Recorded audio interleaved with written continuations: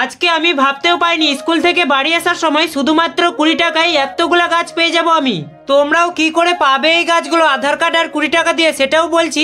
আগে দেখো কিসের কিসের গাছ পেয়েছি আমি, চালতার গাছ, আপেল বোরের গাছ, ডালিমের গাছ, তারপরে সাপাটুলের গাছ, আরো অনেক কিছুই। আর ছিল কালো জামের গাছ, সুপারির গাছ, লেবুর গাছ ও কাঁঠালের গাছ, আরো ইত্যাদি ছিল। আর আমি যেই গাছগুলো নেইনি, জলপাইয়ের গাছ, বেলের গাছ, বেলের গাছ তো আমাদের বাড়িতেই আছে, তারপরে পান খাওয়া সুপারির গাছ। আমার ক্যামেরাম্যানটা আমার মা হয়েছিল, আর এটা মায়েদের দল থেকেই দেওয়া হয়েছিল এই গাছগুলা।